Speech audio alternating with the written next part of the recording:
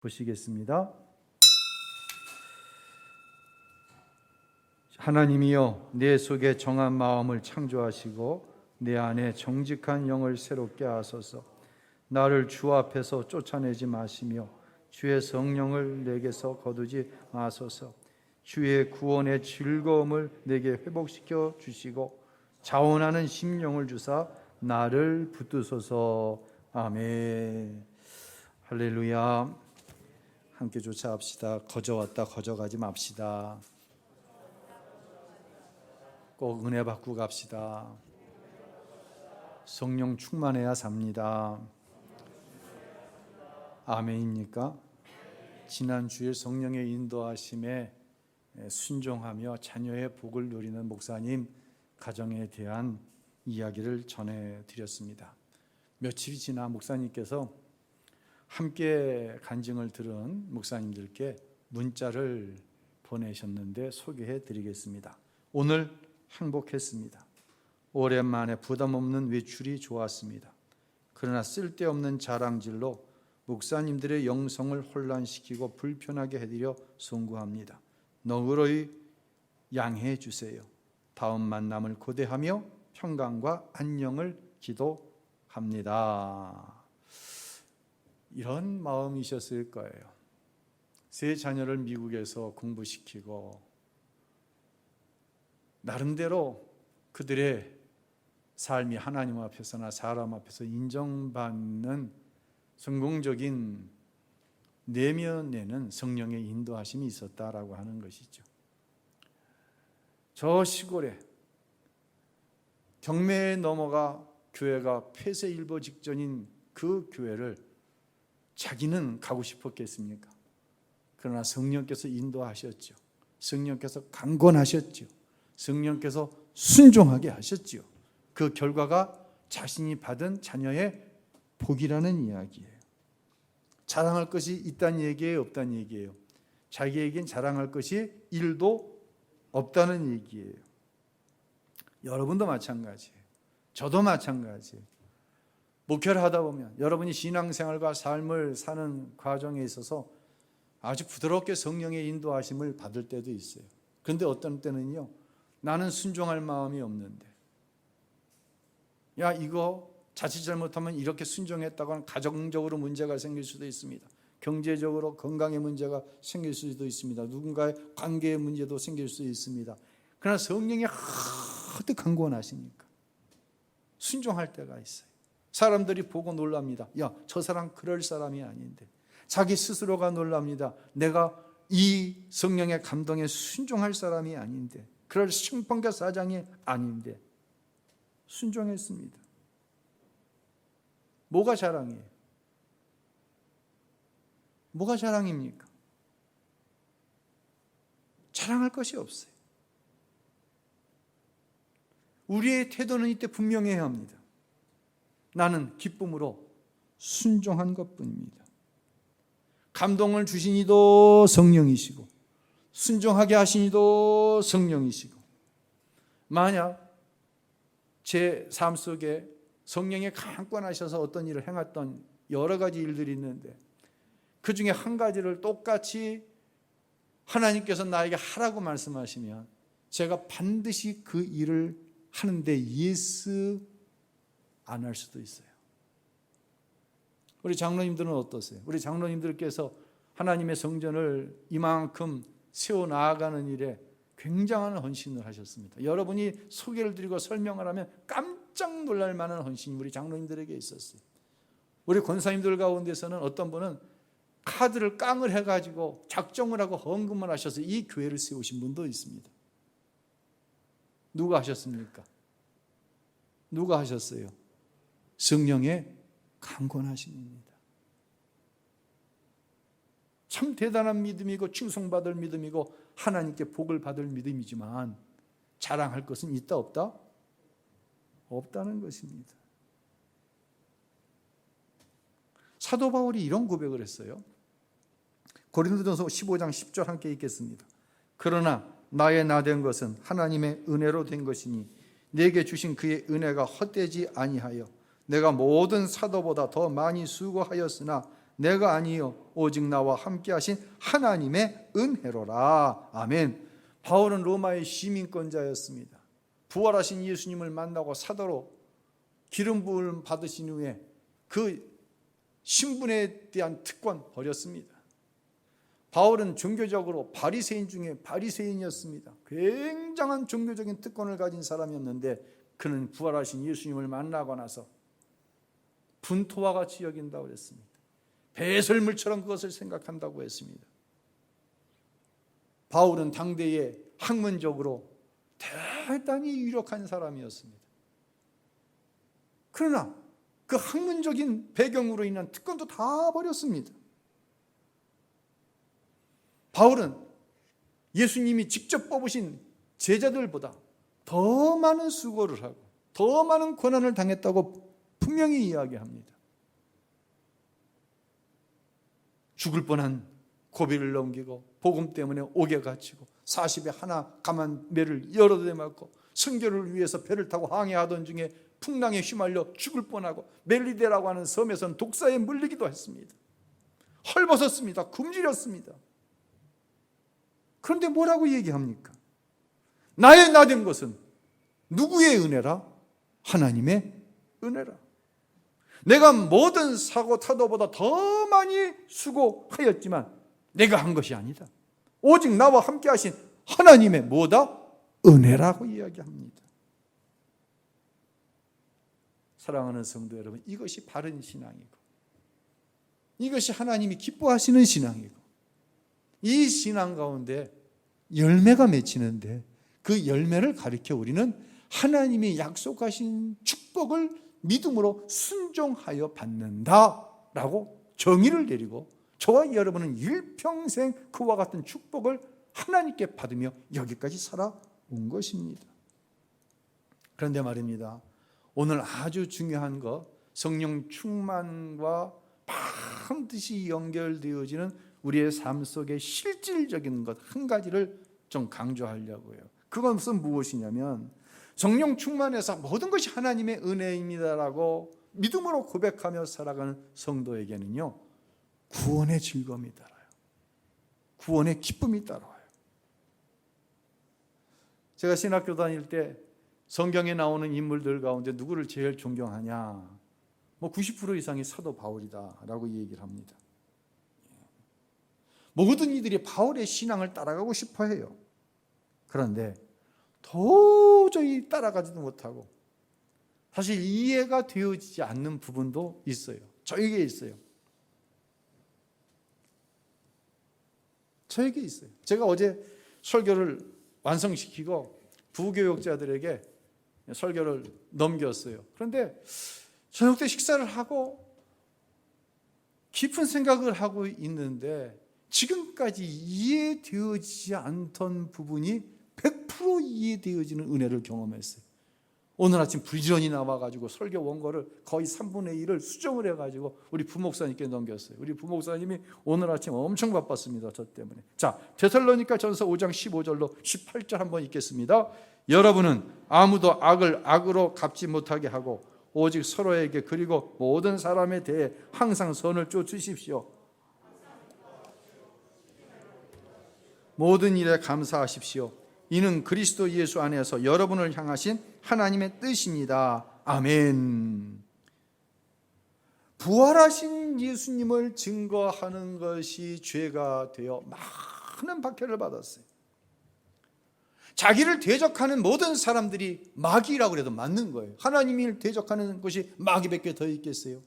그런데 성령 충만한 사도 바울은 여러분은 누구에게도 악을 악으로 갚지 마십시오.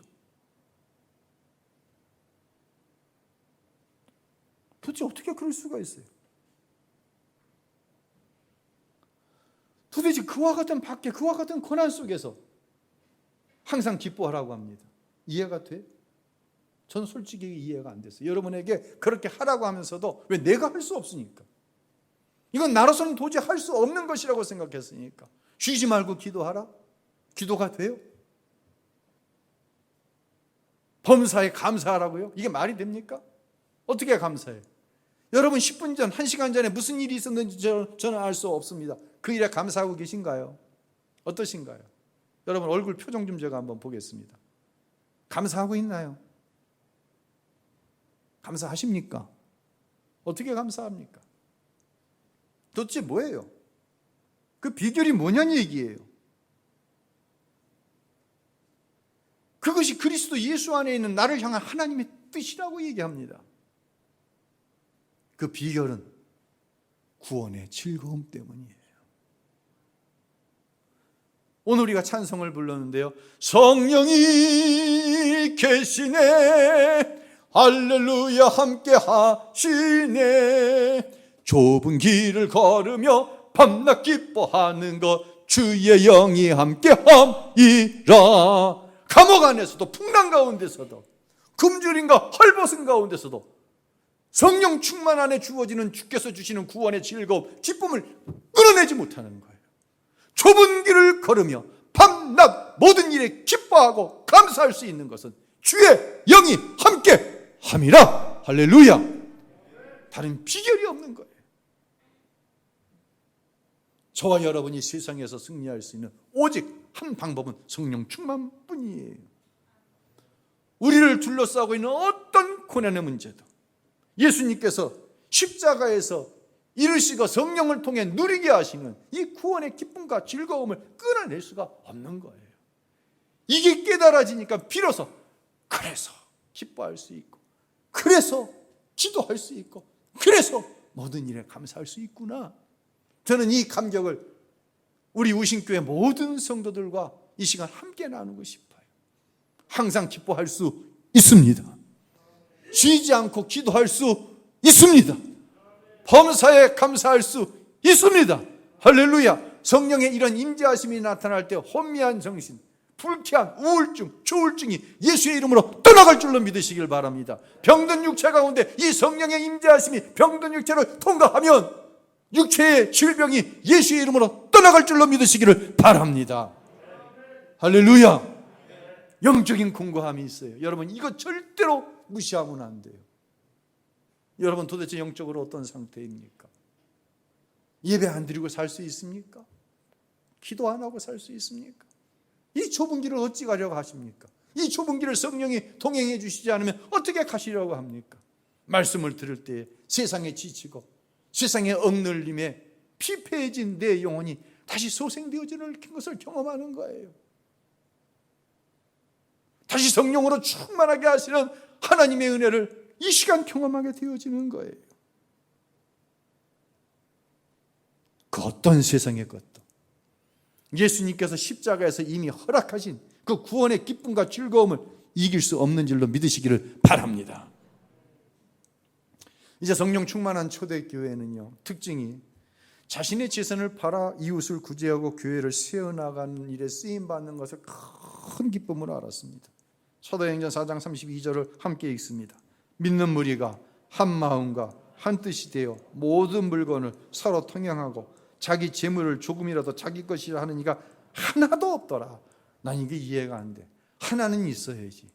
아니 둘은 있고 셋은 있어야지. 어떻게 하나도 없을 수 있어? 그 비결이 뭡니까? 초대교회는 성령 충만함으로 세워진 교회고, 초대교회는 성령 충만함으로 구원의 기쁨과 구원의 즐거움이 세상의 어떠한 보배보다 더 소중하게 비교할 수 없는 가치를 구원의 기쁨 안에 있던 교회가 초대교회였기 때문에 한 사람도 그런 사람이 없는 거예요. 야, 그런 교회에서 목회하면 얼마나 신이 날까. 저는 우신교회가 그런 교회인 줄로 믿습니다. 그런 교회가 될 줄로 믿습니다. 반면에 사도행전 5장에 보면 불행한 한 사건이 나옵니다. 여러분이 잘 아는 아나니와 삽비라 부부 이야기입니다. 이 부부는요, 사도 베드로 사도를 비롯한 사도들 앞에 사람들이 자기 재산을 팔아 가지고 오면 그 판 재산을 가지고 교회를 유지해 나가고 어려운 성도들을 이웃을 돕고 선교를 하고 그리고 칭송을 받는 것을 보니까 너무 부러웠어요. 부부지간에 이야기하는 거예요. 우리도 저 한 50평짜리 밭 저거 좀 팔자. 팔면은 한 1억 될 텐데 5천만 원은 사도들 앞에 갖다 주고 5천만 원은 우리가 쓰되 굳이 뭐 밭 판값의 절반만 가져왔습니다. 굳이 뭐라고 얘기하냐. 밭을 팔아서 베드로 사도 앞에 가져갔어요. 사도가 묻습니다. 이 판 밭이 전부의 그 값이냐? 아닙니다 라고 얘기해야 되는데 맞습니다. 다 팔아서 가져왔습니다. 그때 어떤 일이 일어나냐? 아나니아와 삽비라 부부가 혼이 떠나갑니다. 다른 말로 죽음을 당합니다. 왜 그런 일이 일어날까요? 사도행전 5장 3절로 5절 함께 읽습니다. 베드로가 이르되 아나니아야 어찌하여 사탄이 내 마음에 가득하여 내가 성령을 속이고 땅값 얼마를 감추었느냐? 땅이 그대로 있을 때에는 내 땅이 아니며 판 후에도 내 마음대로 할 수 없더냐? 어찌하여 이 일을 내 마음에 두었느냐? 사람에게 거짓말한 것이 아니요 하나님께로다. 아나니아가 이 일을 듣는 사람이 다 크게 두려워하더라. 아멘. 아나니아와 삽비라는 자신들의 욕심, 자랑, 이것이 앞장섰어요. 이것이 앞장섰어요. 제가 우리 젊은 교육자들에게 하는 얘기가 있어요. 네 열정 죽여라.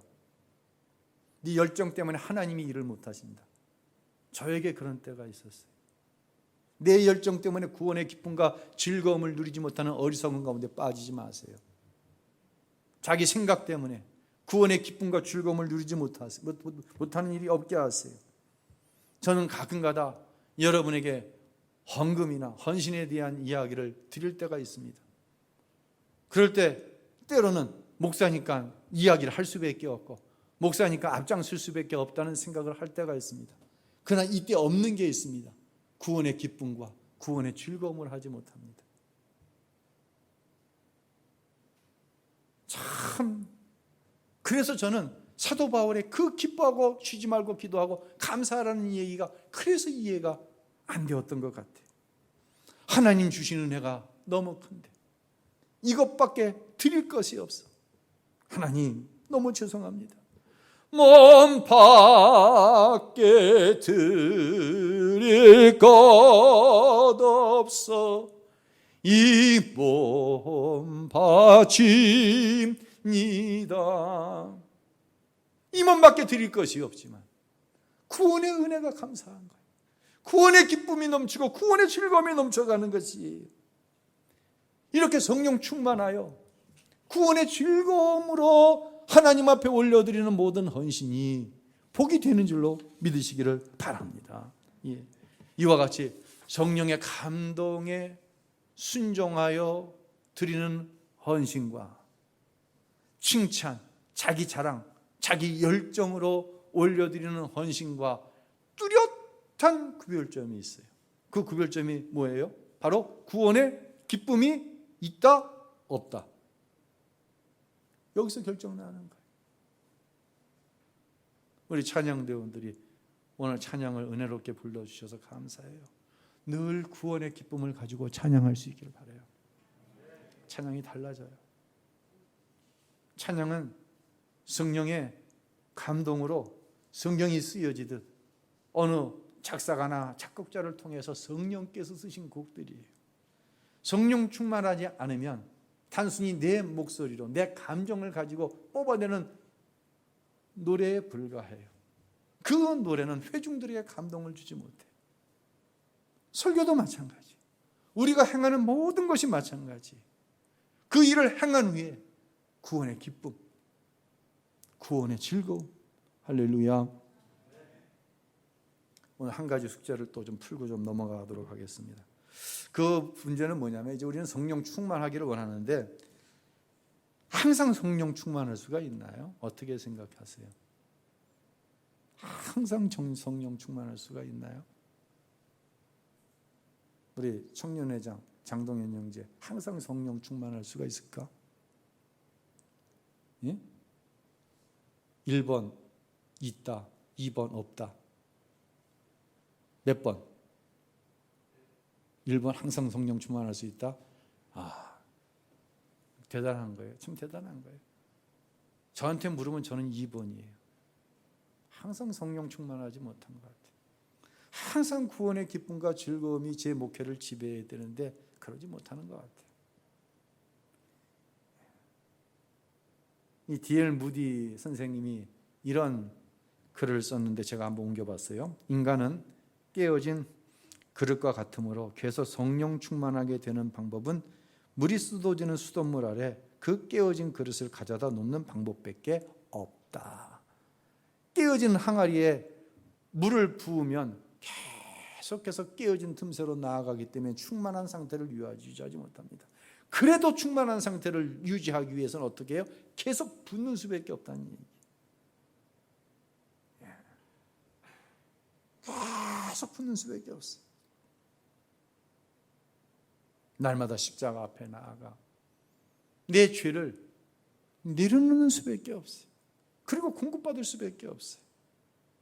그런데 여러분, 변하지 않는 사실이 하나 있어요. 굉장히 중요한 얘기입니다. 바로 구원받았다는 거예요. 여러분, 구원은 받았다가 없어지기도 합니까?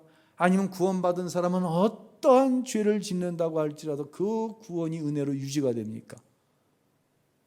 구원받은 자가 구원에서 떨어져 나갈 수 있다. 1번.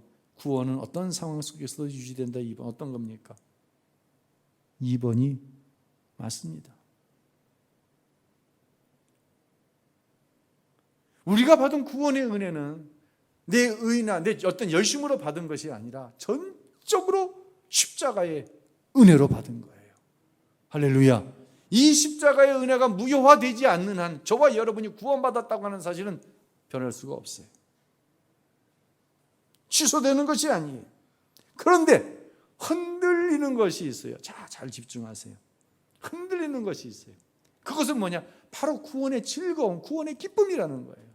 어떤 때는 구원받은 즐거움이 있어요. 기쁨이 있어요. 그런데 어떤 때는 구원의 즐거움, 기쁨은 고사하고 구원 못 받은 것 같아요. 며칠 전에 구원받았는데 조금 아까 있었던 그 사건으로 인해서 나가 뭔 구원받은 사람, 내까지가 무슨 하나님의 자녀야. 여러분, 마귀의 조롱에 넘어가지 마세요. 심하면 내가 구원받은 적이 있나? 의심할 때도 있어요. 언제 그래요? 죄를 범할 때예요. 이 죄는 너무나도 광범위한데 이 문제는 다음 주에 어떻게 하면 우리가 성령 충만을 받고 누가 성령 충만한 사람이며 어떨 때 성령이 소멸되어지는가에 대해서 말씀을 드릴 거예요. 회개하고 죄 가운데서 돌이키면 되는데 이 죄의 문제가 정말 끈질겨요. 외적인 죄의 문제도 문제지만 내 안에 내재되어 있는 기질, 성품의 문제, 야, 이거 정말 끈질겨. 이것 때문에 구원의 기쁨과 감격을 수시로 잃어버리는 거예요. 전 무엇이 내 생각대로 되어지면 즐거운데 내 생각대로 안 되지만 금세 낙심된단 말이에요. 도대체 여러분의 생각이 왜 하나님의 생각과 꼭 같다고 생각하십니까? 왜 꼭 같아야 됩니까? 어떻게 내가 하나님과 같을 수가 있습니까? 시편 51편은 우리가 잘 아는 시이죠. 다윗이 이제 왕이 되었어요. 가장 다윗에게 있어서 황금기입니다.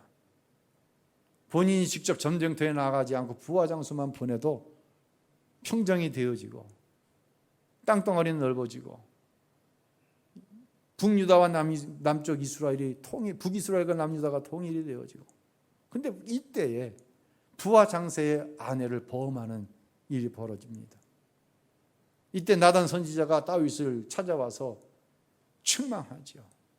그때 다윗이 이런 시로 하나님 앞에 회개합니다.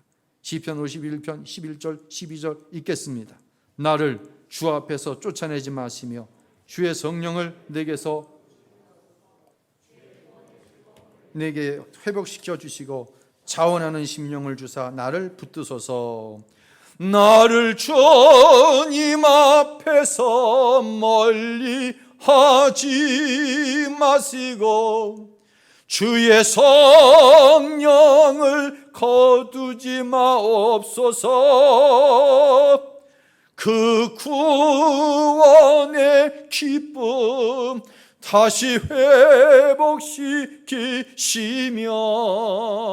변치 않는 마음 내 안에 주소서. 다 같이 찬양해 봅시다. 나를 주님 앞에서 멀리 하지 마시고 주의 성령을 거두지 마옵소서. 그 구원의 기쁨 다시 회복시키시고 변치 않는 마음 내 안에 주소서. 다윗이 범죄했어요. 그러나 성령이 여전히 다윗 안에 계시는 거예요. 다윗은 구원받은 하나님의 자녀로 골리앗 앞에서도 구원의 즐거움, 구원의 기쁨을 이기지 못하고 너는 칼과 단청으로 나아가거니와 나는 만군의 여호와의 이름으로 나아간다.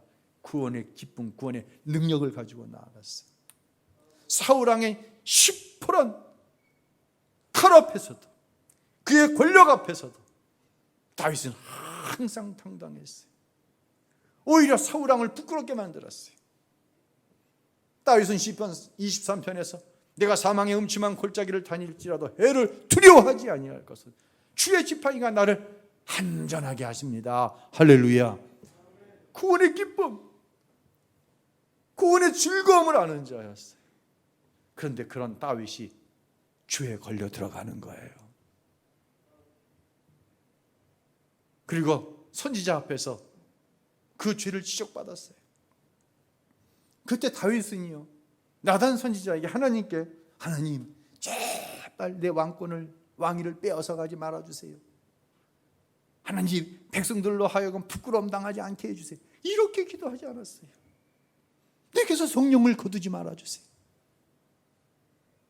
성령을 통해서 주시는 구원의 기쁨이, 구원의 즐거움이 회복되게 해주세요.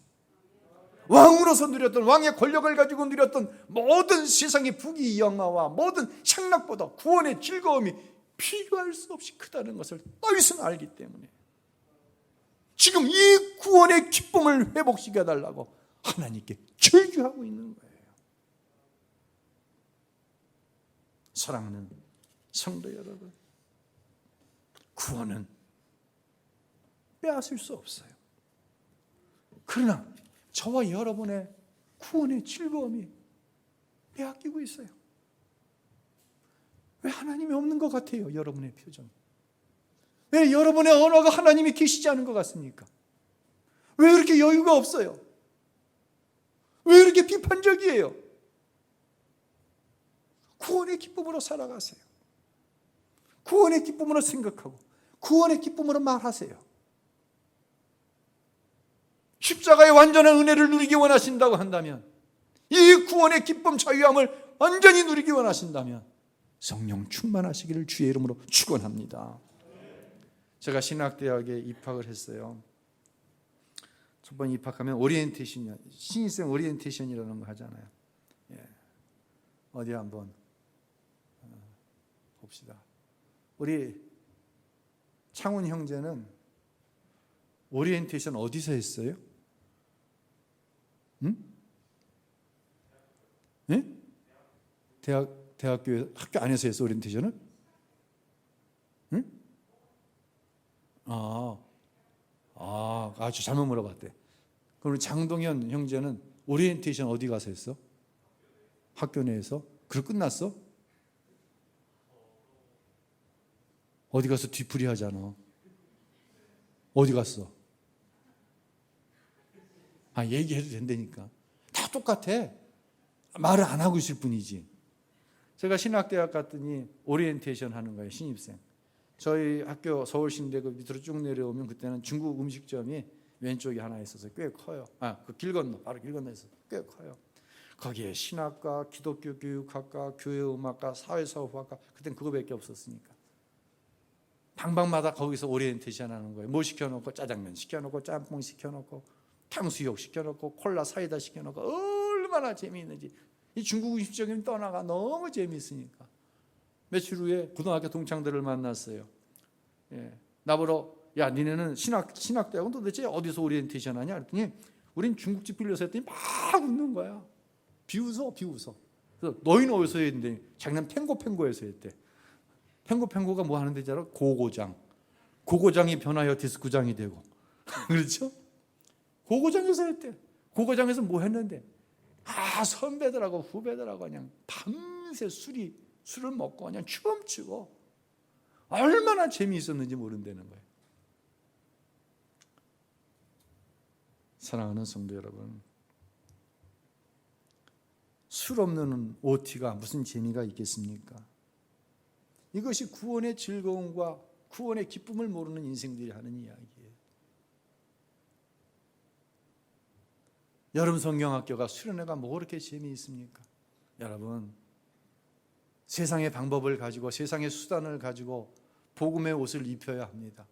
그러나 세상 수단, 방법, 문화라는 거 그대로 가지고 아이들한테 적응해서 애들만 많이 나오게 하겠다? 그럴 수는 있어요. 그렇게 할 수는 있어요. 그러나 그것은 절대로 길게 가지 못해요. 왜? 그 안에는 구원의 기쁨, 구원의 즐거움이 없기 때문이에요. 우리 목사님이 꼰대 소리 한다고? 절대로 그렇지 않아요. 다시 말씀드립니다. 중국집에서 짜장면 앞에 놓고 하는 오리엔테신이 뭐가 재밌게? 너무너무 재밌다니까요. 여러분 해봐서 알잖아요. 기관별로 모여서 뭐가 그렇게 재밌어? 세상 사람들에게 나가서 얘기해봐요. 비웃지. 여러분 가운데도 그게 뭐가 재미있냐고 참석 안 하시는 분들 이 자리에도 있을 수 있어요. 어중간하게 살면은요, 양쪽 다 재미가 없는 거예요.